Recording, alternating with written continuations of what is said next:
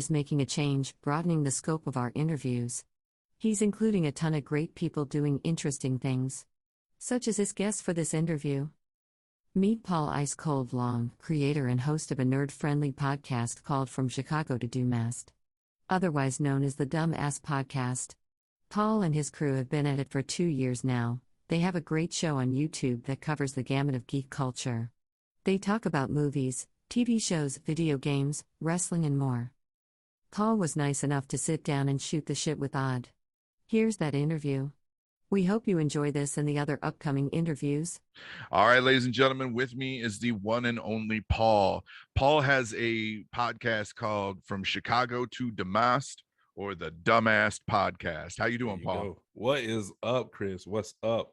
How you feeling? I'm good, man. I took a week off to play video games and just do nothing. Hey, that's like the perfect weekend, the perfect vacation right there, man. Right? Perfect weekend, perfect vacation. I love it, man. Anytime I get my thing is, man, sometimes I just want to get the family out of the house just so I can play video games and do nothing. That's man. That's what I want for Father's Day. Get out of my house. Get out of the house. Just give me a fresh 5 hours. Yeah. For me to do nothing. Yeah, I picked up the Xbox Series X this past week. Nice. So, I was like, I could sit here and work 80 hours, or I could pull an audible and be like, I haven't taken a day off since, we started in January. So, podcasting, man, what got you into it? Why? It's something that in the back of my mind I always wanted to do. I have I'm into stuff like that, man. Video production, audio production. I've always had jobs working in that area. Me and my buddy Ty, who's co-host with me on the podcast, he and I always get into, really good conversations, and it just seems like people are always engaged and listening when we talk, because we don't pull punches. We'll fuck you, and he'll say fuck you back, and we people just like our banter, especially in high school and after high school. People would just literally want to be in a class with us because we would go back and forth on issues. We would make people laugh and things like that. So it's something that that I always wanted to do with him, to just kind of get our conversations on a bigger level that people can hear. Now since then, that was back in high school, and maybe when I was in college and in our early 20s, I created a chat in our now I'm in my 40s, and we created a chat that has my brother, my cousin, a few other people in there. We have really good conversations, hilarious conversations just in the chat. And I thought, man, what would it be like if we took this chat where we have these awesome conversations, funny conversations where we're, pretty much picking each other apart. What if I can bring that and kind of animate that where, people can really see it, hear it, feel it. So that's where I started. I think one morning I just hit everybody up, and I was like, we got to get this out here. We got to get what we talking about out here. What can we do? And that's where the idea came up. I think we just all just said, you know what, let's start a podcast. Now, me and Ty, we are the only ones that really kind of do it on a regular. But my brother has hopped in the podcast before. My cousin, he's been part of it, but more so on the live show side of the podcast, or channel, when we go live on the channel. So we trying to work. I'm still in the process of working everybody into just to the podcast where where we're on there religiously every month, where it's just that core. Now we do have other co-hosts too. My sister, Nina, and her. I like her. Yeah. And we got Charlie G as well, who is close with Nina. So we are that's our unit. We have a few more people that's come in, and we got other people that's trying to, it's just about getting everybody on the same page. We're all adults in our 40s. So, life gets in the way sometimes. So it's still a work in progress. But That's pretty much the gist of it. That's how it came about. Just sitting back in a chat and just talking and just, we all, the difference of opinions is what makes everything so good. And I just wanted to get that out there. So that's how the podcast was born. So I gotta say, I don't listen to a lot of other podcasts, and it's not because of any other reason other than I don't ever want to get accused of stealing ideas, And I rolled the dice and I listened to your guys' show, and I fell in love with it, honestly. Just right out of the gate, a bunch of older people talking about the nerdy stuff that I'm into, even if even if the games and stuff you were talking about weren't games that I cared about, it was still nice to hear. I don't know. Chicago and Detroit got a lot of similarities, and I think Midwest, man, Midwest. I think what it comes down to is y'all was talking my language. Right. I don't know, man. The nerdy stuff. Here's the thing. I would say in high school, I wasn't the biggest nerd. I mean, I was into hip hop. I was into video games, but more so like the video games I played back then were not like the video games I play now. I just wasn't the biggest nerd. I don't think I was. I was probably a lame because I wasn't out there drug dealing and getting into fights and shit like that. But I think in my older years, you hit 40, you in the house all the time. You can't go out clubbing. You can't go to the bar every night. You got kids. You doing diapers in the middle of the night and shit like that. They kind of humble you and just kind of, make you a nerd. I need that outlet. I need something to do. So now I'm playing Elden Ring. I'm playing games that I would have never played when I was younger. So that, and I never stopped watching. That's probably the nerdiest thing I've done. I never stopped watching wrestling. Never stopped. And I'm like beyond extra with it, man. I be going back and watching matches from the 70s, and I'm like a historian, man. I know so much about wrestling that I shouldn't know. I've actually turned a couple of people onto your podcast for that reason. Okay. One of my listeners, a guy, he goes by the name Hootis in our chat. Okay. Hootis is a huge wrestling fan. Okay. And I popped into your show after mine, which got me into trouble with the wife, because she was like, why the hell? She's like, you just finished your show. Why are you staying up till 2 o'clock in the morning on somebody else's? And I was just like, I don't know, reasons. But we got talking about wrestling, and it, I sent one of my listeners over to you. I've got a buddy of mine who lives in the Boston area. Okay. That is a big wrestling fan as well. So I've sent him to you as well. Like all my wrestling nerds, I'm sending your way. Okay. All right. Well, we don't get into wrestling enough. So we have two different podcasts. Well, they like the same, but kind of different. We have just our regular flagship podcast that we started off doing it like every week, and then it kind of went to like 2, and now it's just rare because again, we can't all get on the same page when it comes to time. But that's our flagship. That's where we talk more about like current events, video games, movies, TV shows, anything that people are talking about now. That's the topics I want to talk about. But then we got our live podcast that I stream to Twitch, YouTube, Facebook. I just send it all out. That's more so. I don't have any topics when I do that. That's just us sitting back shooting the shit. And that's the one you popped in on. We happen to be talking about wrestling. So that was cool that you came in there, man, and fellowship with us, man. That was really cool. But the live podcast, a little bit different than the regular flagship. The flagship is more topic oriented and more detailed, and I sit there and I actually write that. See, if you ask me, live is where it's at. I tried before to do scripted or like pre-recorded, and it don't have the same vibe. I'm starting to realize that. I'm definitely starting to realize that. I even talked to Ty and bent his ear a little bit, and I was like, I want to change this. I want our flagship to be a little bit less scripted and a little bit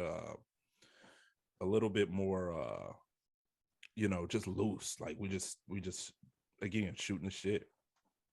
Yeah. Well, and it was not my intention initially to storm your podcast either. I was finishing up work and I noticed that you had posted that you had gone live, and I was like, all right. So like I was just in the chat trying to, interact and whatnot, and just, be supportive and throw things out there. The only problem is I got a lot to say. Right. I'm the same way, man. I'm the Yeah. same way. I can talk. You know what I'm saying? Like, you get me going, I can talk. So like I want to thank you for at least inviting me on. Like I said, I wasn't trying to. I wanted to sit back and watch, and you were like, hey, just come on, man. knock off this chat shit and come on, man. Yeah, I mean, it's that's what I like, man. I want people that I don't even know to pop in there. I've had that. Like, we did a live show one time. This is before we called it the live from Chicago to Dumbast Podcast live. We just did a live show, and we would have random people pop in. I believe I think it was, what issue was that? It might have been the Bill Cosby being released from prison, and this old crotchety white dude got me. he wasn't having it. He wasn't having Bill Cosby being released.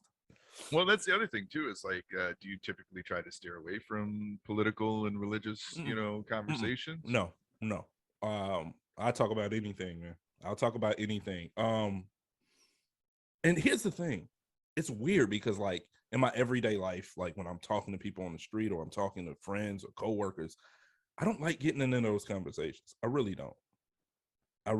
I think it's pointless to argue with someone that, I'm not going to change this person's mind. Why am I arguing with them? I'll just let them be wrong and just go about my business, live on with my life. But I think it's different when you're doing a podcast and you there's real dialogue there. There's real, again, I'm still not trying to change anyone's mind, but just for that conversation and for that banter, we can talk about anything. So anyone ever get their feelings hurt because of the banter? Nah, man. No. Here's the thing with me, especially Ty. Like, I think we've gotten together so long, and we get together so well because like I don't think I can hurt his feelings and he can't hurt mine. Like, I'm very thick-skinned, and I do play hard. Like, a lot of people know, I don't pull punches. I play hard. Like, you want to go back and forth with me, if you don't have thick skin, you may walk around with your feelings. You may walk off with your feelings hurt. Like, seriously. Like, I'm built that way. It's gonna take a lot for me to just like sit back and be like, did I go too far? See, I think that's why you and I get along, because one, I am a stone cold son of a bitch. Like, when it comes to that shit talk, that those barbs that you toss back and forth with your friends, poisonous darts. Yeah, I am coming for your neck. Just buddy, straight out. I don't mean nothing by it. If you get offended, that's on you, not me. You started down this road. Don't get mad when you hit a pothole.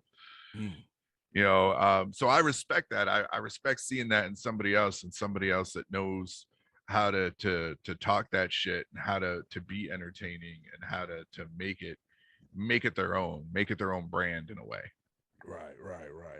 So I gotta ask, this is impromptu, so I don't have any real questions here. I figured, like I said, we'd just shoot the shit a little bit. Yeah. So as a podcaster, and I got a question, because I've been wondering this about a lot of them, but as a podcaster who also happens to be, person of color or black, or however you want to say it, Black. Do you find that it's more difficult to get the attention that you would want?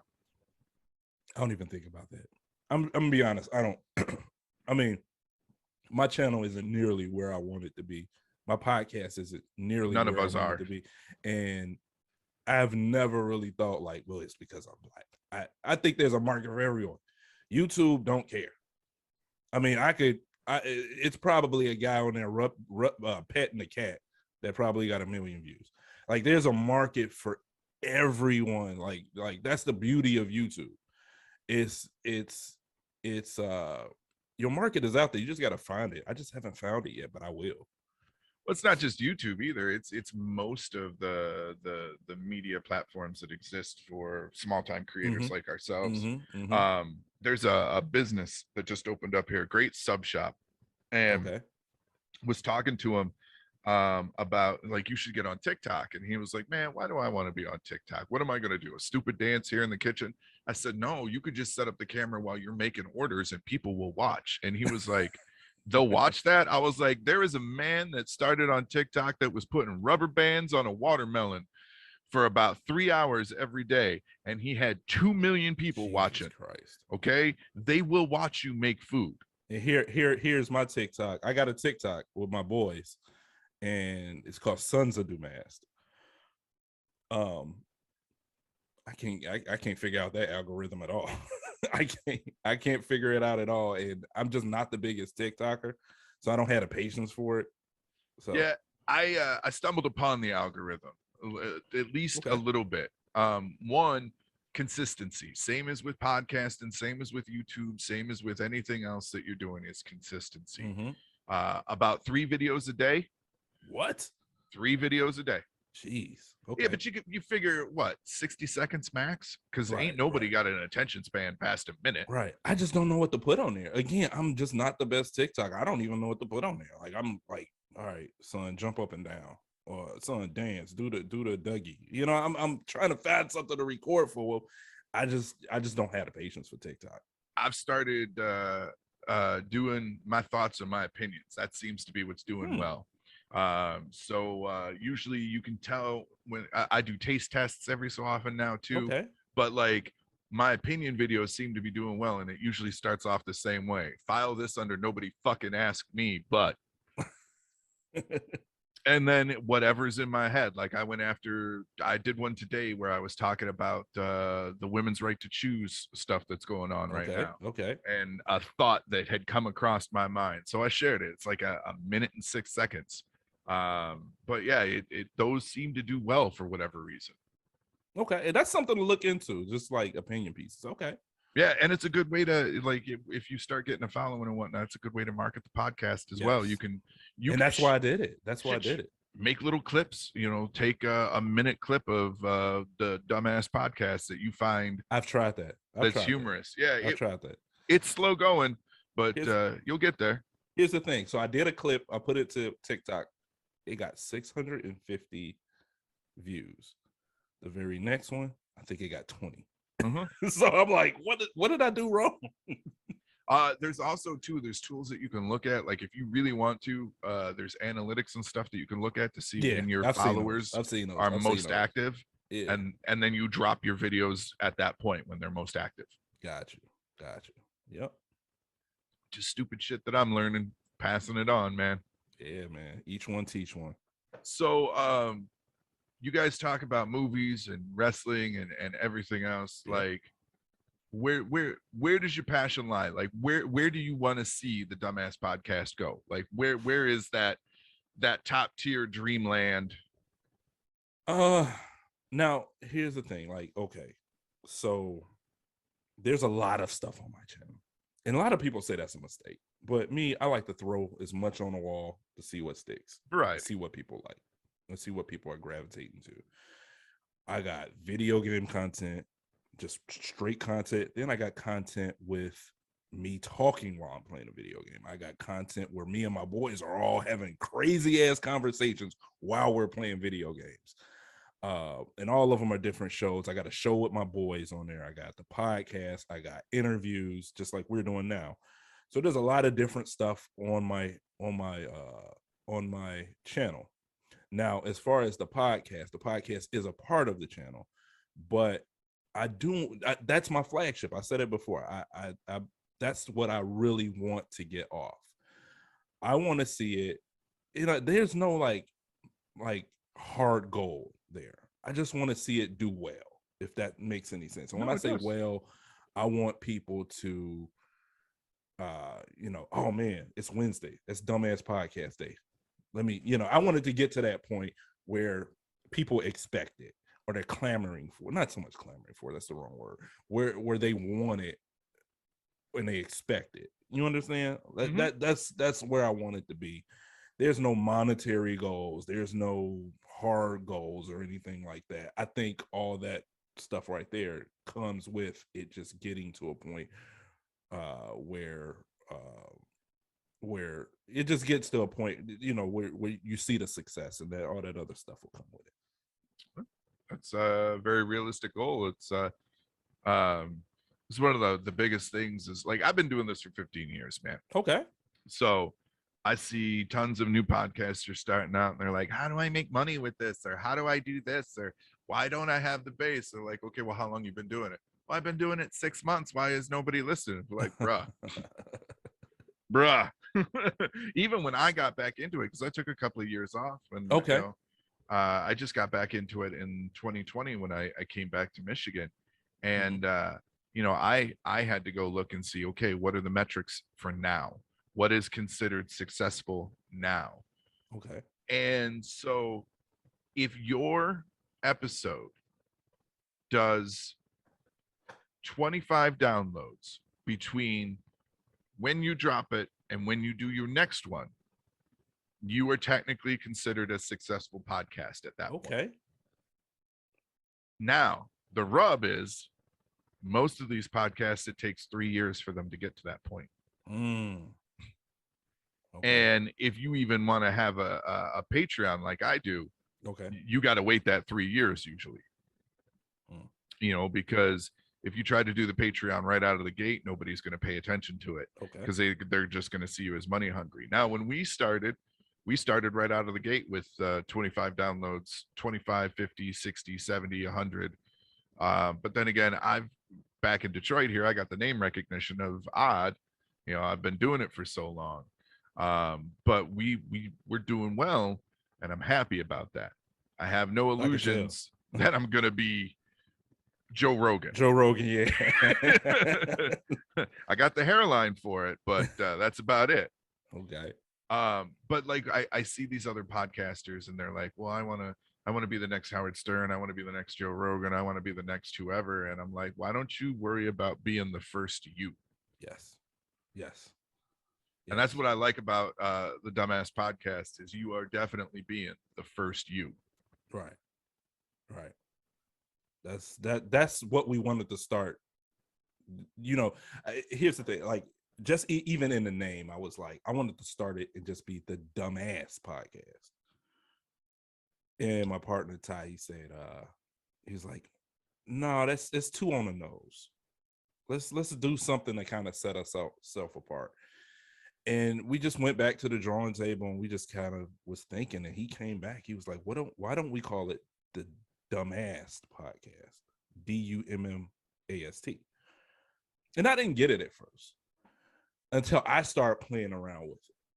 From Chicago to Dummast, or from Chicago to Dummast, however you want to enunciate it, the Dumbast Podcast. It just made sense there. It is like a light click. Like, we're using both words. We're using Dummast and we're using Dumbass. Because like when you say Dumbast Podcast, people are gonna automatically assume I'm saying dumbass.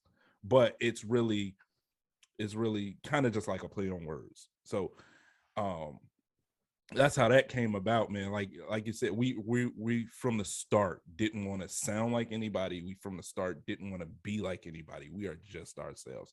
And it's weird. And I don't know if you get it too. Do you get all these suggestions on what you should be doing with your podcast? And and nothing, here's the thing, and it's all from people that don't have any experience, that never did anything in this area. You should be more like this. Even my wife, why don't you do this, or why don't you do that? And I want to be myself. If I can't make this be successful by being myself, I just don't want it. Yeah. If I can't do this the way I want to do it, and call me selfish and call me stubborn, but if I can't do this the way I want to do it, if I can't do this being myself, I just don't want it. I don't want to do it. See, I will listen to my wife from time to time on suggestions and stuff that she gives for the show. One, my wife is 10 years younger than I am, so she is in a different generation. So if I'm trying to get their attention, she's definitely who I should talk to. Right. Second, she watches a lot of YouTube and stuff like that. So like little tips and tricks, like she knows that she can give me an idea, but I can still make it my own. Right. You know, now the other thing, yeah, a ton of people like, hey, you should do this, or hey, why don't you do that? And you know, I'm going to tell you right now, if you're listening to this or you're watching this, I hear you. I take what you say into consideration. Yes. But then I just throw it right out the fucking window. But because it's just nonsense. A lot of it is just nonsense, man. Like a lot of it, it's like I've heard anything from you should have like 4 people on your podcast, and then you should have 2 judges, and you should have this, and you should have that. And I'm thinking to myself, who the hell is going to produce all this? Like, is this going to be live in front of a studio audience where I got producers, cameras, and stuff? Like, I've heard, because they don't know what it takes on the back end of what we do just to put out a show. Yeah, it is not simple. No, it is not a simple thing. We just came in here trying to fix audio. It right now, I'm thinking about right now. I see my camera flickering, and I don't know if you could see that. And I'm trying to figure out how to change it because I got 2 cameras. I can just switch. Yeah, I don't want to mess up your stuff. So it's so much stuff that goes in the back of what's going on. A lot of people don't know. So some of the suggestions they make just sound asinine. I had one lady tell me that I said me and my partner, we can't get on the same page as far as time sometimes. So this is why it's not as consistent as we would like it. And she was like, well, why don't you record his parts and then record your parts and put it together? I'm like, what? Respectfully, fuck you. That would be my response. You do realize we're having a conversation. I got to edit everything together. You know how time that would be crazy. Respectfully, fuck you. Just flat out.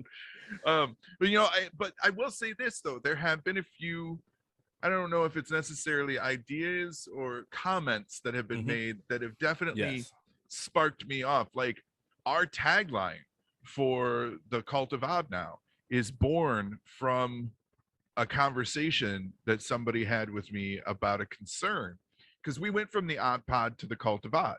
Right. And they told me, they were like, you know I don't know if you're going to be successful. Nobody really wants to join a cult. You know I don't want to necessarily be associated with the idea of being in a cult. And of course I had to explain it to him, like, you already are, man. 1, you go to church. 2, if you like Pepsi over Coke, you're in the cult of Pepsi. If you like Disney over Pixar, well, you're in the cult of Disney. Everything that you choose, you're a member of that cult. And I was like, and also too, relax. It's just a podcast, man. It's just a name. Like, yes, there is a lot in the name, but like, catch your attention. Yes, it's a lot in the name, but I mean, that the word cult shouldn't offend anyone. It shouldn't stop me from doing anything that I wanted to do. So no, and I've got a rabid fan base. They're super loyal, and they're always there to, like, help out with whatever they can.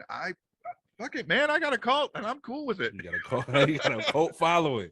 Yeah. I'm trying to get like you, man. I need a cult of dumbass disciples. The Dumbast disciples. Yes. Actually, so I was gonna ask, that's your voice, ain't it, in the intro?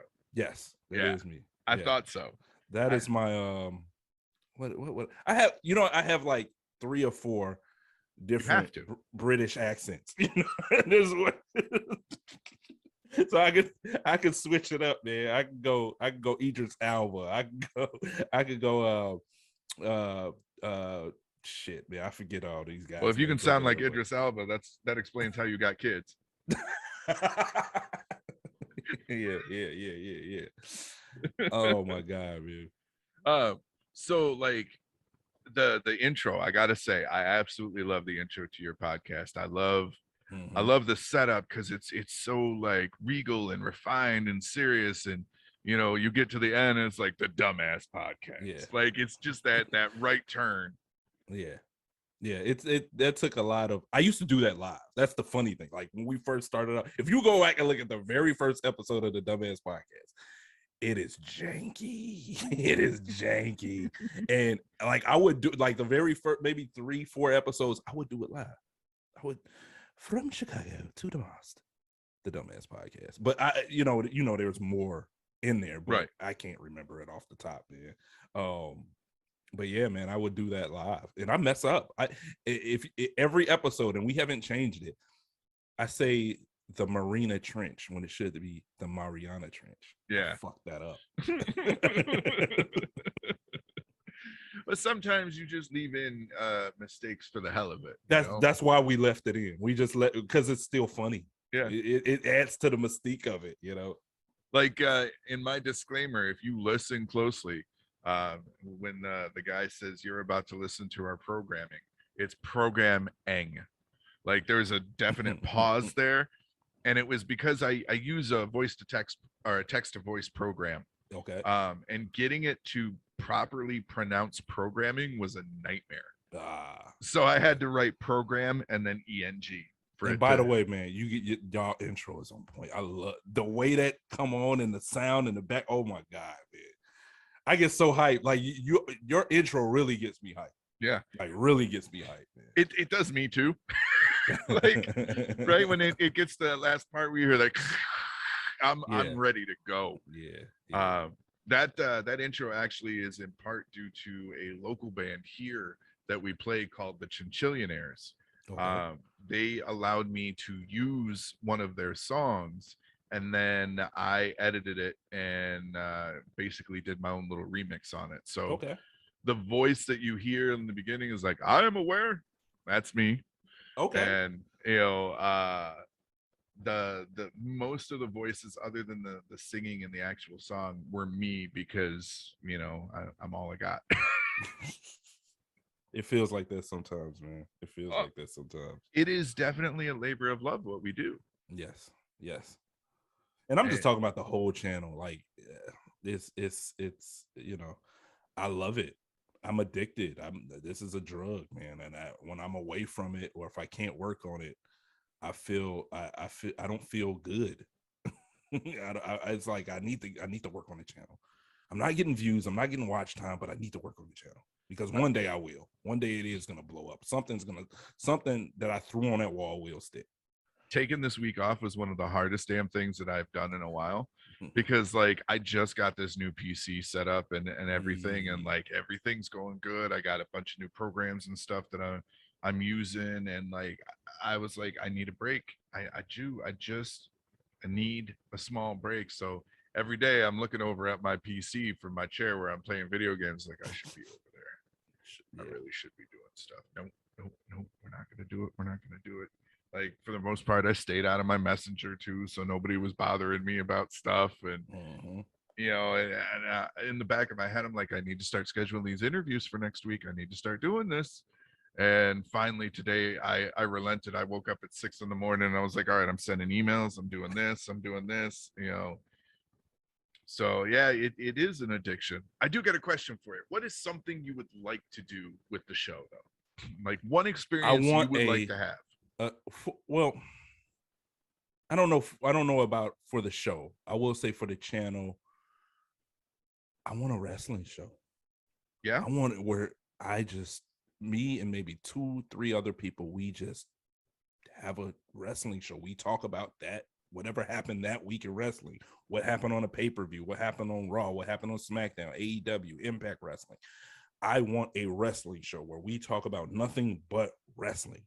That's what I want. And I've been saying it from the beginning of the inception of us even kicking around ideas for a channel and for a podcast and for, I don't mind if at the end of this, I would not mind having like 3 or 4 different podcasts that I just, that I rotate on or I work on, I like it. I like doing this, but just to answer your question, I want a podcast. I mean, I want a wrestling podcast. So I can give you a suggestion on how you could go down that road if you want. All right, go ahead, shoot. You don't got to tell me exactly where you live. I know you live within the Chicago area. I don't. No, I don't. That's another beautiful thing. That's another thing. So I'm from Chicago. Yeah. I'm from Chicago. Ty, he is in Chicago. The guy I do the podcast with, he is in Chicago. I am on the East Coast. I am in Virginia. Okay. But my love from Chicago, I'm still Chicago at heart. Do you got anybody you do the podcast with that is close to you? No. Okay. Actually, there's one guy. Yes, there is one guy. He's come in a podcast a few times. Well, what I was going to say is, if you can find a buddy of yours that has a somewhat of a personality, start going to the indie shows that are around you. Okay. Start going to them. Start talking to the promoters. Start talking to people that run it. Okay. You know, one way or another, you might actually be able to fall your way backwards into maybe doing commentary, which can then translate to doing a podcast while they're there. That's not a bad idea. It's a step.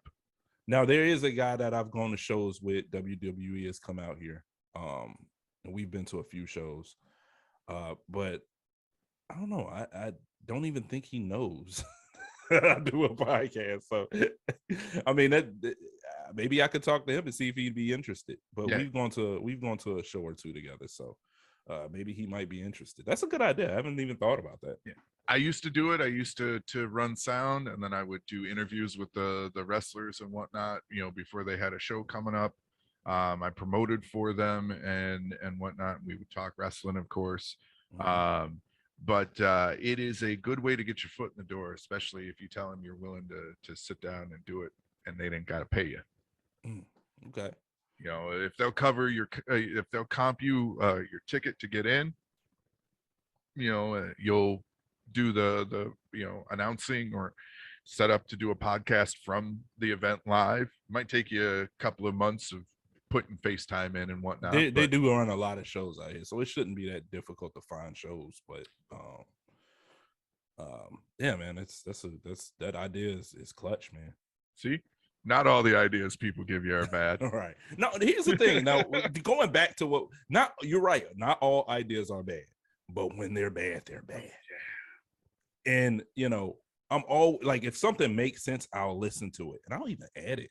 There's been things I've added to the show that people say, but they're like, for every one good idea or suggestion, there are about 20 ones that I like on the moon. They're like bad. Yeah. For me, it's about every 100 suggestions, one of them's a good one. Right. Or it's not even a suggestion. Like I said, with the guy that I was having the conversation with, the tagline for the show came out of that conversation, because this is what it came down to: is like, relax. It's only a podcast. We promise. Man. But yeah, so a wrestling show is definitely something that could do well, especially with the personality and the knowledge that you seem to have. Right. It wouldn't be like most of the shows that are out there. That's the other reason why I don't listen to podcasts. I don't too many of them, and I don't know if you're in the same boat or not. Some of them are rough. Yeah, they lose me. Like, here's the thing. I think you have to have like that. The intro is really important to what you're doing. You gotta draw me in. You gotta bring me in. You know, that hook. Yeah, right. You gotta hook me in. You gotta bring me in. You know, you play the Pied Piper. You gotta get me there. And then once I'm there, you got to keep me there. Like, if you're, you know, you don't have that voice, you don't have, you know, something engaging. Like, you guys, I was listening to one of you guys' podcasts, and the audio fucked up on one of your in the beginning, and the shit sounded so good. It was just, it was almost like you guys had did it on purpose. You messed up the audio on purpose. I was drawn just by the energy and the banter that was going on while the audio was messed up. It was amazing. I'm like, these guys legit made a mistake and turned it into gold. That was also, you got, like, if you don't have that hook, you don't have that power to get me there, and then if you don't have the power to keep me there, you just like, all right, guys, you know, you sounding like what, I forget the name of that skit on SNL, the Sweaty Balls. I don't know if you remember that. If you don't have that energy and you just, I'm not gonna stay. I will turn you off quick. See, that was always my biggest fear with doing interviews and stuff too, is like that Chris Farley sketch from SNL. Like, so you were in such and such movie. What was that like? Right. No, you can't do that. I mean, you can do that, but you that's the one thing that I try to give advice to in the podcast groups too, is like, do your homework. Yeah. Run through your question. If you're not a strong speaker and you know that, or you're worried that you're gonna, I don't know, you're gonna have that starstruck or that fangirl moment or whatever, like run through your questions a couple of times. Know you're solid and whatnot. Because when I usually do an interview, I have a list of questions sitting here, and they're written in a way that I speak. Right.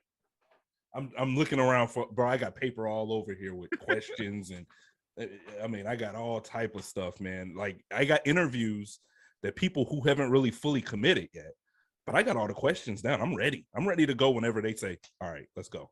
Yeah. Who's your dream get? Like, who would you just be over the moon to be able to interview? Ric Flair. Woo. Woo. Ric Flair. Shawn Michaels. Non-wrestling. Let me think. Non-wrestling. Maybe somebody like Denzel, Morgan Freeman. Samuel Jackson would be awesome. I don't know, man. I'm yeah, it would probably be because I'm just such a big wrestling fan. It would probably be mostly wrestlers, but like as far as actors, politicians, Obama would be good. Kinzinger, he'd be good. He's a Republican, but he's interesting to me. Not all of them are bad, just most of them. Just like 99.5%. Let me think. I don't know, man. I get anybody. I've had interviews with just regular, just average Joes. I'm willing to talk to anybody. So I never really quantified it like I want to get this person and sit down with them. If I did ever have that, it would mostly be wrestlers because that's my love. I got two dream gets. One personal, one just because it's going to create something interesting for the show. So the personal one is Robert Englund. I'm a huge horror movie fan. Okay. And Freddy Krueger was my slasher. He was my guy. So I would love to be able to talk to Robert Englund, and I've been conversating back and forth with people trying to get in there, and it's going nowhere yet, but they haven't told me, hey, stop emailing us. So the second one is because one of my listeners, Hudis, actually, the one that I mentioned earlier. Yep. Hudis said he would shit his pants if I got Ryan Reynolds. So I am currently trying my damnedest to get Ryan Reynolds to do an interview with me. Man, you get Ryan Reynolds, let me know. Yeah. And actually let Charlie G know. You've met Charlie G. He was on the live show. He is a huge Deadpool fan. He would love to. But I have told Hudis that if I get Ryan Reynolds, he has to legitimately shit his pants. Like, he has to shoot video of himself shitting his pants for the show, because that's what he said. I will shit my pants if you interview. He promised it. Yep. We are very much keep your word and be careful what you say. You gotta just go on the draw, pull them out, tighty whities. Yeah. Go ahead, do your thing.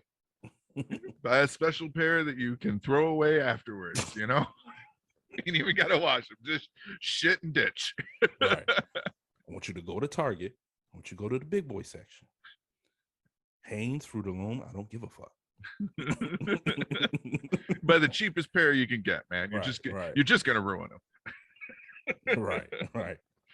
No, but have you had one of those moments where like you've had to push aside the super fan to be able to function? I don't know. Give me an example of what you mean. I'm trying to wrap my head around the question. So I have two interviews that the inner fangirl had to be like locked in a closet so I could get through. Okay. One of them is Bill Kinnison, which was Sam Kinnison's brother. Okay. And the other one is an animator named Bill Plimpton. Both of those were big for me, essentially. I grew up watching MTV, probably much like you did. Bill Plimpton did a lot of the in-between animations and stuff for MTV. Like those little claymations? Some of them, yeah. He also is responsible for the Happy Rock commercials for the antidepressant. He's done a ton of movies like So I Married a Strange Person, a bunch of shorts, How to Make Love to a Woman, How to Kiss a Woman. They're all just these weird, just out there cartoons. Okay. And like animation is my thing anyways. So like being able to talk to him was like this huge get. And then, like I said, Bill Kinnison is Sam Kinnison's brother because he was Sam Kinison. He was directly responsible. But like that oh my god, oh my god, oh my god, oh my god, oh my god, oh my god, oh my god, I'm gonna get to talk to this person. Right. Having to suppress that. Has that? No, all my interviews have been with people I know personally. So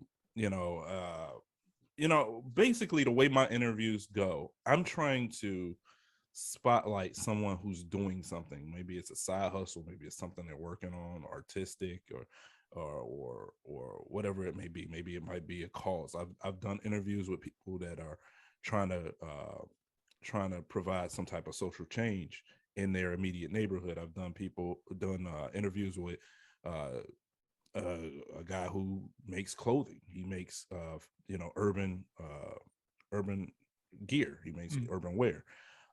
Fashion designer Nina, who I did an interview with, my sister, she has a book. So I kind of do interviews with people that got something going on to kind of spotlight, maybe it's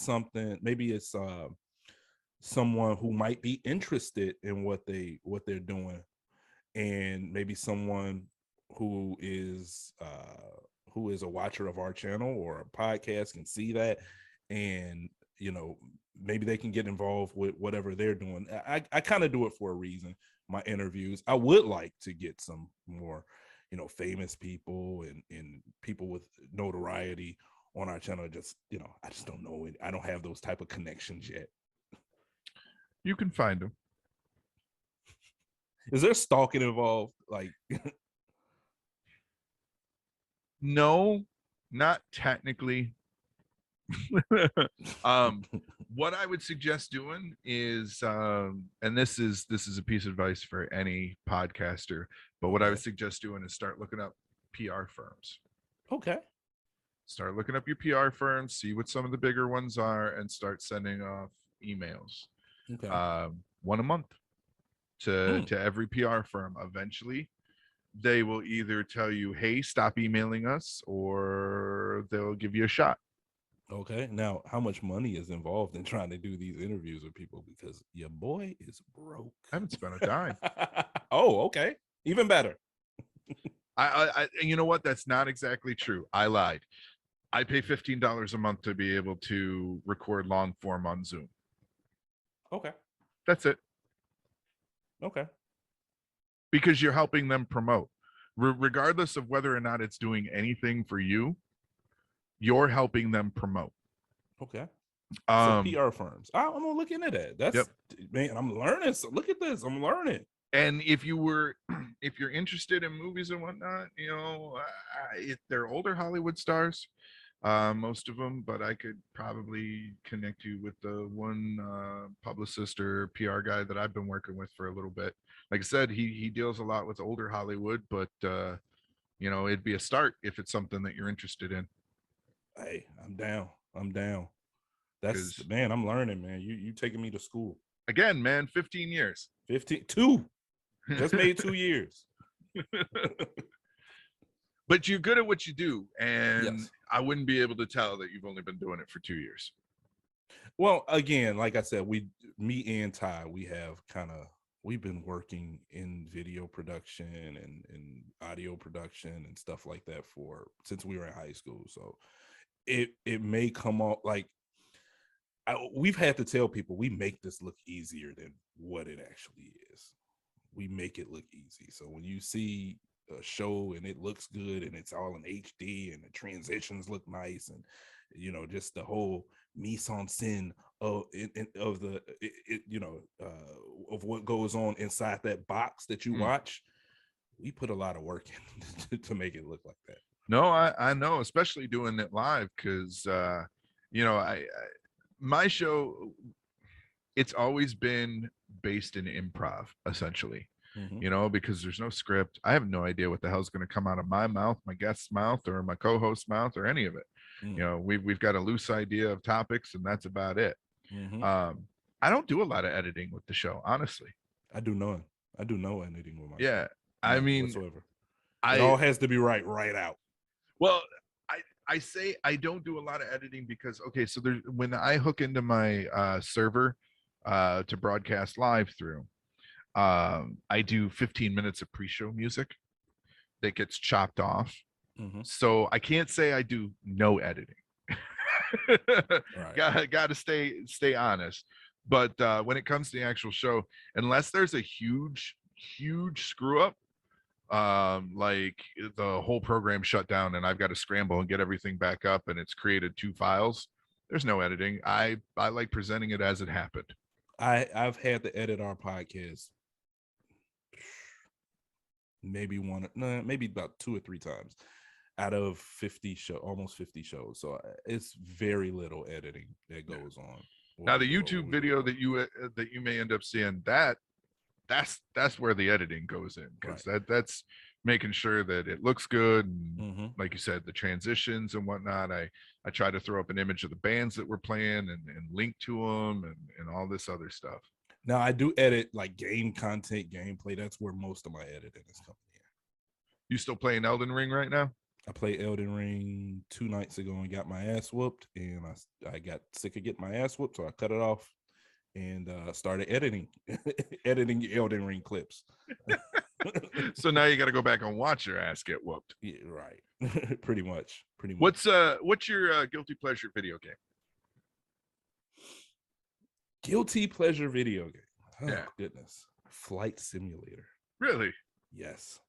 It is something about getting in that plane and just like flying and just looking at the landscapes. I've flown over Egypt. I've flown over Chicago. I've flown over Dumbast. Dumbast is a different planet, so it's not like I could take a plane to a different planet, and Don't tell Elon Musk that. But it would definitely be some flight simulator. I've tried to fly over the Mount Everest, couldn't do it. Planes don't fly. I didn't know planes couldn't fly over Mount Everest. It's too high. So I kept crashing into the side of Mount Everest. I tried to get the flight sim to work on my Series X and it kept crashing on me, and I was like, all right, I'm done. It's pretty shitty. It's pretty shitty on a console. Actually, I did have it working for a while on the Series S. It's better on the PC.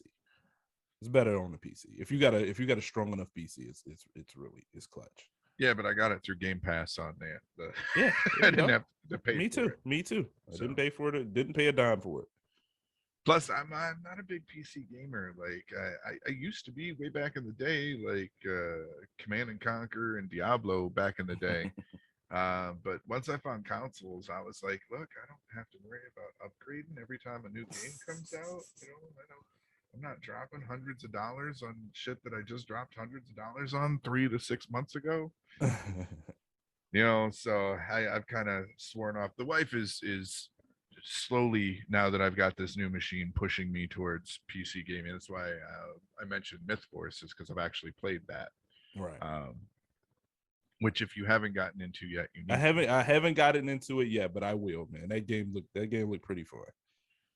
So what's next for the channel and the show? What do you got coming up? Like I said, I'm trying to work out in my head a wrestling show. I want to get more consistent, man. We kind of laxed a little bit on the podcast, on a flagship podcast, so I want to kind of get that back on track where we're doing at least 2 a month. And our main thing, another thing is we play video games a lot. Like the whole crew, we play video games a lot. And like, since everybody's time has just kind of been out of whack, it's kind of hard to capture that footage. Like I say, we do a show called CTD Gang, Chicago To Dummast Gang, where we're just playing video games and we're talking about something totally different than video games. We could be talking about world peace while playing video games. We could be talking about There's anything, we're just having random conversations while playing video games. It is hilarious. People who have sat down and watched it, they love it, because it's not like you're just sitting there watching people play video games. You're actually watching the podcast while we're playing video games. It's actually pretty cool. So to even get that done again, we got to just all get on the same page, and that's just, that's what I'm mostly looking forward to getting back to, and we'll get it. It's just, sometimes people have different things going on in different times. So we're all adults in our 40s, and just say it like it is, man. Being a grown-up sucks. Being a grown-up sucks, dude. You ain't lying, man. You ain't lying. Like me myself, I'm a prisoner of time. Like after, like right now, I'm fine. I'm supposed to be working right now. You but are. I'm fine. It's just a different kind of work. Yeah, right. But once the kids come home from school, I'm done. 3:00, I can't do anything. Not until they go to sleep. By 10ish, they're asleep. My girl sleep. She's not gonna bother me. I got this beast right here, this big ass, huge fucking beast I can get on and edit. I can play video games. I can, do whatever I need to do. Stream. I've been streaming a lot too on Twitch. So I can do whatever I need to do, but it's after 10, and that might not work for everybody else who's on the team, Right. So that's really just getting everybody on the same page is what I'm going to be working towards. You'll get there. It just takes time. Mm-hmm. Yep. And when you finally do, just work the hell out of them. Get as much content as you can. Hey, I've been known to crack the whip. You know what I'm saying? Like I've heard I'm a taskmaster. All right, Paul, you've sat through most of my questionings. Now I'm going to ask you to do something that not a lot of people are really good at, but we'll see how you do. Okay. Hey, Paul, tell up? me a story. Okay. How long do I got? As long as you need. All right. I got a story. This is something I've been wanting to tell on my channel, but just couldn't find the right time or like even a right avenue for it. But have you ever been to Dominican Republic? You see, I'm about as white as a sheet of paper. You know the answer to that question. All right. So we got a house in the Dominican Republic. We got a spot. So we're there quite often. And we'll be there in a few months. Dominican Republic has a lot of mountains. A lot of beautiful, giant just mountains. In the town that my wife is from, it's literally surrounded by mountains. And we were out there. We decide, you know what, we're gonna go see the waterfalls. There, and through these mountains, there's water traversing through all these mountains, and waterfalls are, you can't see them from the road, but when you're in them, you hear it, you see it. So we're planning the day to go to see the waterfalls in the mountains. So here's the thing: when you're in these, when you want to go see these waterfalls, there are levels to them. So you have a level 1, which is like novice. You have 2, 3, 4. And the higher the number is, the harder it is to get to these mountains. They're like trails. So the first waterfall, the first waterfall we were going to go to was novice. Now, novice for me, a Midwesterner who I'm black, you know what I'm saying? I don't hike, you know what I'm saying? Like I don't swim, I don't hike and all that shit, so they said it was 2 miles away. It was about 2 miles away, 2-mile walk, which it don't seem that bad. But for out of shape person, at that time I might have been in my upper 30s. It's not a good thing, but whatever. If my son, who was 2 at the time, can do it, I could do it. So it's just a straight walk to the waterfall. It took us about an hour, maybe an hour, a little bit over an hour. We got to the waterfall. My son, he did it. He did most of the walking himself. I was so proud. the reward is the waterfall. It's a big river. It's a river in there. You can chill in there. We plan on spending hours there, just chilling, hanging out, playing in the water, getting under the waterfall. Just chilling there for the rest of the day. Again, it's so hot in these fucking mountains because like you could look up and you see nothing but trees and you see maybe a little sliver of sky. It's all humidity, just all humidity, bro. Just all humidity. I'm from Michigan. I'm very aware of 90% humidity. Yeah, and you know, by the trees being so high, you don't get air. It's all you're just sucking in humidity.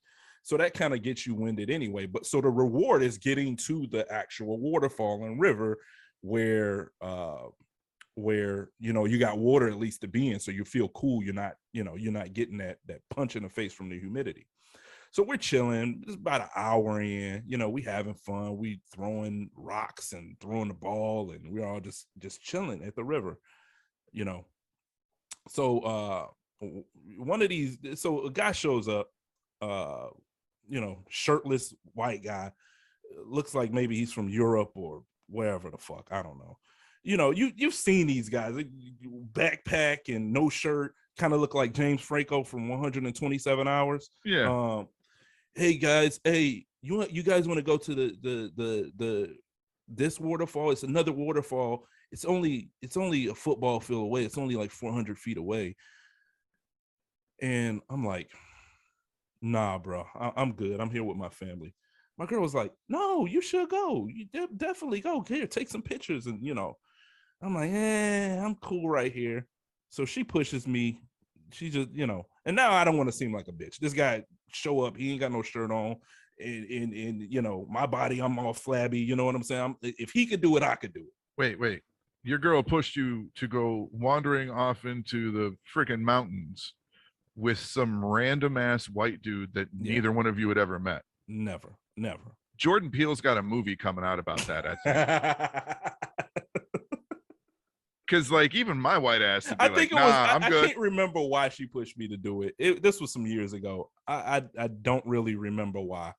And I could have been just, you know, I don't know. But anyway, I was like, fuck it. I want to get the footage. Plus, again, I wanted to get the footage.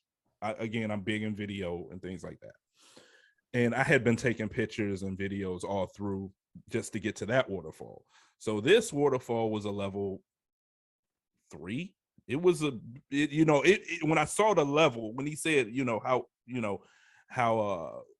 he said how the level to it, I kind of questioned it, but like, you know, it would look cool. And this is a bigger waterfall as well. It's supposed to look better. Let me just go ahead and do it, you know, pack up my bag. Forgot to put water in my bag, but pack my bag with only my heavy ass camera. So I would say, and also the dude is like, man, it's only, you know, it's just right up here. You know, it's just right up here. It's only a football field away. Now, what I didn't know, it wasn't 300 feet flat in one direction. It's 300 feet up a damn mountain. I would say about 5 minutes into this, I'm already like, you know, I think I made a mistake. But whatever. I look up, the guy he's probably a good 100 feet away. So I'm like, bro, come on, you're going too fast, man. Let me, you know, and I'm trying to move fast to at least get to him, you know, because I don't want to get lost. And there's a trail, but it's some steps up the damn mountain, but they're like the most jankiest steps you can imagine. So I'm holding on from tree to try to get up there. Your boy, again, I'm not in the best shape. My conditioning sucks. I am not in shape. I can run a block and I am winded. That's how bad it is. Round is a shape. I'm just saying. Round is a shape, right? So, I would say it's, you know, how long would it take you to walk a football field? What, a minute? 300 feet a minute? I'm 20 minutes into this shit. And it's to the point at now I'm high up. I'm away from the first waterfall. I'm up. And it got to the point where I questioned, should I go back down this mountain? Because now I'm exhausted. My hands are starting to swell up. I'm having trouble breathing. I have asthma. I'm having trouble breathing. My hands are swelling up. I can feel my feet swelling up in my shoes, and it's not good. And I'm to the point where I could throw myself down this mountain, or I can just keep going up and find a place to rest. Right. So I decide to keep going up, because otherwise, if I let go of these damn trees, I'm just going to roll right down, down Again, to the base. Round is a shape. Right. Bumbles bounce.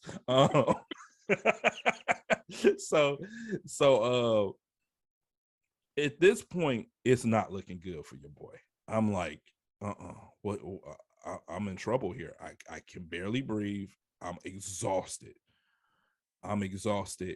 And the further I go up, I can hear the waterfall. So I know I'm close. I'm getting there. I'm going to get there. I'm going to get to this waterfall, and then I'm just going to chill. Right? Try not to die. So I finally get up, and now we're maybe about 40 minutes in, just trying to get up. I don't see the guy anymore. The guy with the backpack, gone. That was the last time I seen him. I haven't seen this guy for 30 minutes. He is gone. I never seen the guy again. Fuck him. You know what I'm saying? Like, he just left me. He wanted somebody to go up the mountain with him, and I guess he saw that I was out of shape, and he just kept going. I finally get up to the point where I'm on the same level as the waterfall. I can't see the waterfall, but I can hear it. And there is a rapid, I think that's what they call it. Like, the water's rushing. Mm-hmm. So the river is rushing water. And I want to but I can't touch the water. It's too far. I'm on a cliff, like on the side of a cliff. It's too far for me to actually touch it, but I need water. I need to get in some water. I am exhausted. At one point, it was one rock. I had to jump from one rock to another. And I jumped. I made the jump. It wasn't a huge jump. Anybody can make this jump. A child can make this jump. The problem was the other rock was slippery. So when I jumped, I slid. And by the grace of God, I just grabbed at anything and grabbed a vine and pulled myself up. Right? I walked maybe minute or so. I could see the waterfall at this point. So now I'm happy. But again, I think I'm going into shock. I am like dry heaving. I'm sweating profusely. I'm shaking. And I'm just trying to get to the waterfall. I got as close as I could to the waterfall, which is maybe about 50 feet away from it. It's beautiful, but I'm not thinking about that. I lay down on this rock. There was a huge rock, and from the rock, I can get in the water. But the rock was so fucking cold. I just took off my shirt, took off my clothes, and just laid on the fucking rock.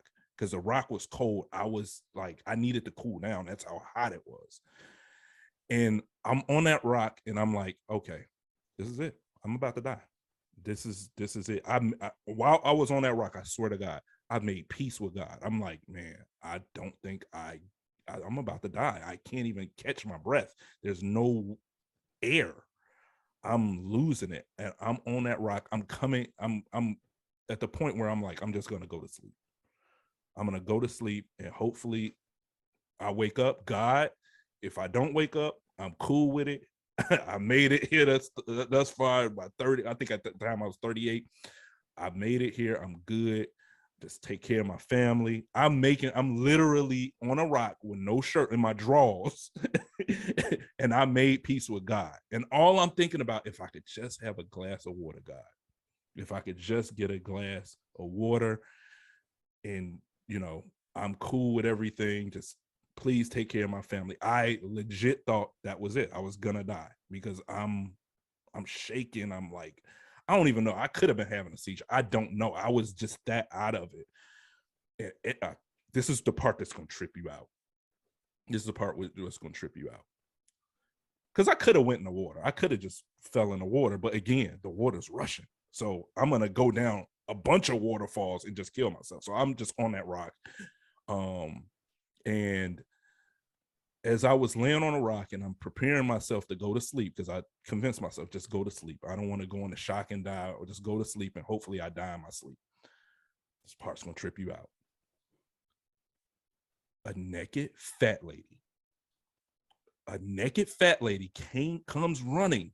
She's wading through the fucking water with a glass of fucking water, a blue cup, a big ass blue cup of water.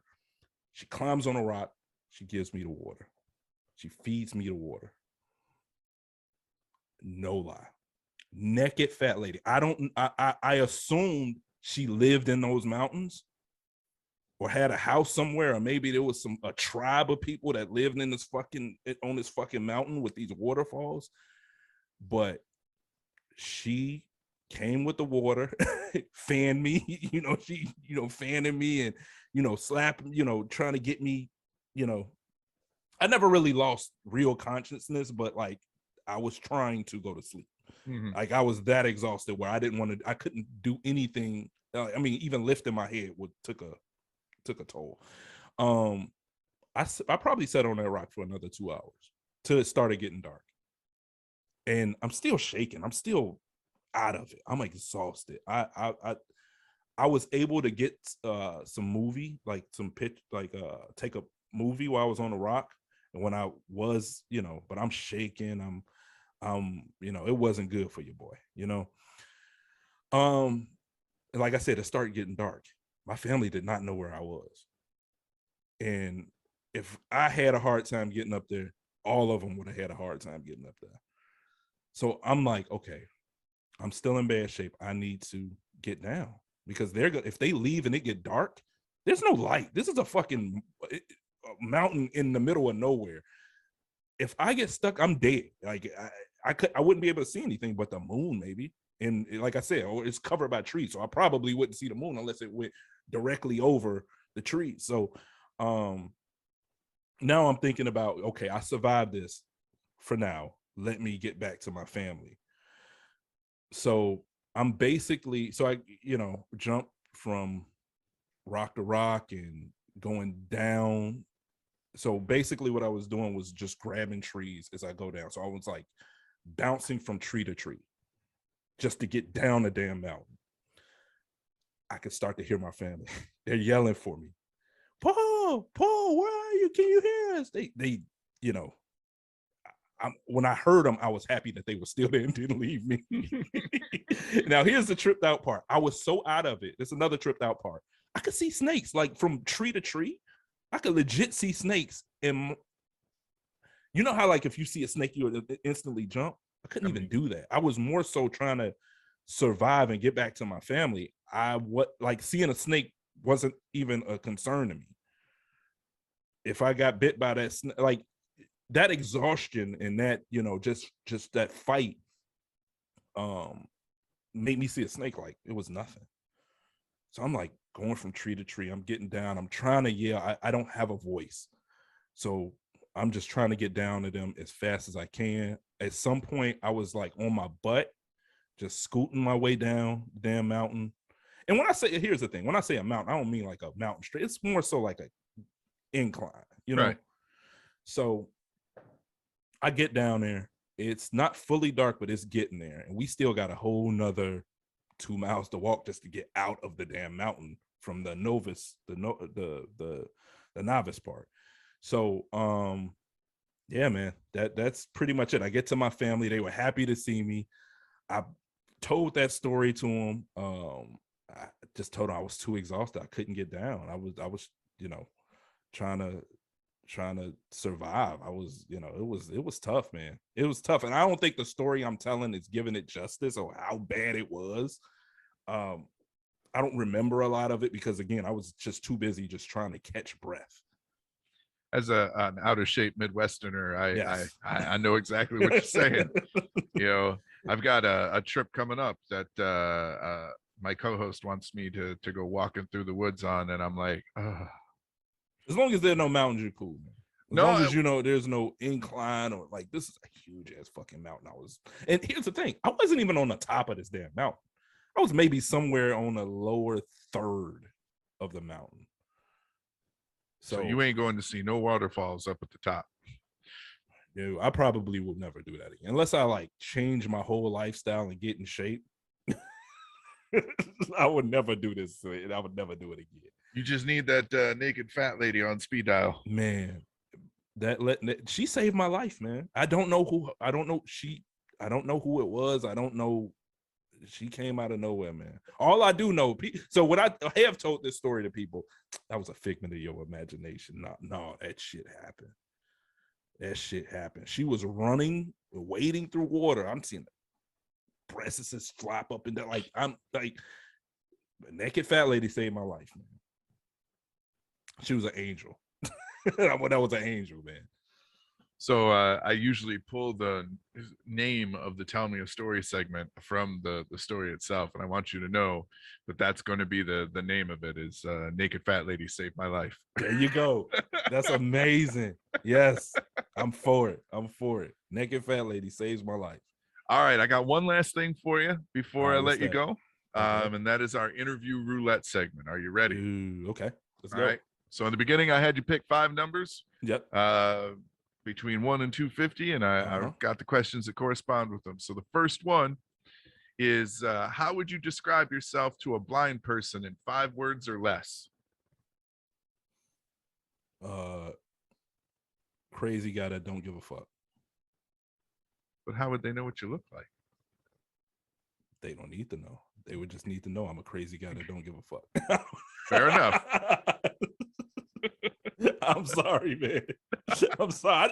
I would not know. I'm a black guy with white beard. What is something you don't mind paying more money for? Something I wouldn't mind paying more money for. Video games. Yeah? Yeah, I wouldn't mind paying a little bit more. They've been $59.99 since I was, 12. They've been the same price. Video games have not really gone up if you really think about it. No, but the quality's gone down a little bit, You think especially so? as of late. Yeah, like we got into it on my last episode. We were talking about it. Like, I miss the days of the free trial. You know, you remember when you could get that magazine that came with the disc in it, and you could get like 5 or 6 games you could play for like an hour. Right. I don't think the quality's going down. I think there's a lot more work in video games than, so what they'll do now is they'll push out a game, and it might not be, I'm not going to say finished. I don't want to use that word. It might not be the whole game. Right now, they're trying to, they keep coming out with DLCs, and that's where your game comes from. So then don't charge me full price if the game's not finished. Yeah, but like, you're getting a bigger game. Like, so you look at the games from back then, you beat them in 2 hours. You're not beating these games now in 2 hours. They have a life to it. You might be playing a different part of the DLC 3 years after that game has come out. There's more life to it. See, you're talking DLC. I'm talking like games that are clearly. Do you remember the whole fucking debacle that was Cyberpunk? Yes. Okay, games like that seems to be more and more what's happening is you're getting broken or unfinished games or glitchy as hell games. I don't want to pay full price for those. Don't make me pay full price. Don't expect me to pay full price. And then you add in all the friggin' microtransactions and the stupid shit where they would just want to be in your wallet constantly. Nah, man, if that's how you're going to go, cool. But don't charge me full price for it. Bank on me spending money in the game, because I'm not going to, but you can bank on it. That's their whole argument then, because they're just gonna say, well, if we did that, the price of video games would go up, but the price of video games have been the same price for 12 years. I'm just not happy with the state of the gaming industry. I'm a broke ass gamer, and I am very much the old man sitting on my front porch yelling at kids to get off my lawn at this point. See, and that's why I love Game Pass right there. That's why I fucks with Game Pass. Same. Because I think I still got a whole nother year of Game Pass. I bought that like 2 years ago. When I got my Xbox, they gave me 24 months of Game Pass Ultimate. Yeah, that's what I'm talking about, Game Pass Ultimate. So yeah, I think I paid like $2 something for it, and I have not. Well, I can't say I haven't bought a game since, but it's the majority of games I play are coming on the Game Pass. I just played one the other night. Turnip Boy commits tax evasion. What? Yeah, it Okay. is. It is Zelda-esh with the way Okay. that it's set up. And it's just a fun, crazy, kind of dumb little game. But like, I played it through cloud gaming, and Okay. I've got to I've got to beat the final boss, but I've pretty much beat the game. And the reason I did it is because I do that rewards, like Xbox rewards, so I get points and stuff. Mm-hmm. And I needed to get an achievement. And usually those little games like that, they'll give you achievements left and right. Well, this one, it gives you achievements left and right, but they are sarcastic as fuck. Shit. So I highly recommend check it out. Turnip Boy commits tax Turnip evasion. Boy. Okay, I got it. Yeah, Definitely. I got fun it. little game. I think the style of game, like the artwork and stuff. Are you familiar with the term cozy game? Mm-mm. So they're the cutesy kind of, not a lot of pressure, not a lot of, they're just fun little games to play. Gotcha. Stardew Valley, I think, falls into the cozy game and whatnot. But yeah, totally, it's on Game Pass. Check it out. Okay, definitely. I'll take a look at it. All right, who do you view as an unsung hero of the music industry, and why? Who do I view as an unsung hero of the music industry, and why? Oh my goodness, you put me on the spot with that one. Shoot. I don't know, man. That's a tough one. Let me just pick some. Juicy J. Juicy J. Now you got to defend it though. All right. I just think his beats are dope as hell ever since he, back in the day, the 3-6 Mafia days, and just as a producer. I mean, yeah, they won a Grammy for what's the name of that movie where Terrence Howard was the pimp? Goodness, Hustle and Flow. Yeah. I think they won some Grammys for Hustle and Flow. You don't hear him talked about as much, man. I think he's a dope ass producer, and his music, the beats he would make have changed, but they changed in the right way. They like, he could put out a beat right now that just sounds so dope. And when you listen to his dope beats back then, it's still dope. Like it's different from now. They changed, and like you can tell he's gotten better. Like, I think I'm gonna go with Juicy J. Just for lack of, that question, I really have to really sit down and try to think about it. But first person that comes to mind, I got a thing for Juicy J beats. It's the point of these interview roulette questions, is to throw you that throw curveball that me makes that you curve, think. right. Yeah. What is one piece of music gear or equipment that you own that you consider is most important to you? I don't have music gear. Well, or equipment. So in our case, microphones, mixers, processors, things like that. I got a microphone right here that I'm talking into. This is very important. I would hope at least to you, my audio sounds nice and crisp. No, it does. But yeah, man, I would say right now, because I don't have a lot of Ty, he has all the audio equipment, like the mixers and soundboards and stuff like that. Back in, maybe 10-15 years ago, me and Ty, we were doing beats. We were making beats.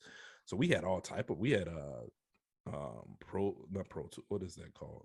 Pro Tools. We had Pro Tools, DigiDesign. We had all type of stuff when we were making beats, and we use a software like Reason and Fruity Loops and stuff like that. So we had stuff back in the day. Now all I got is this mic, bro. What kind of mic is it? This is a Samson Audio M. I believe that's what it's called. Samsung Audio M.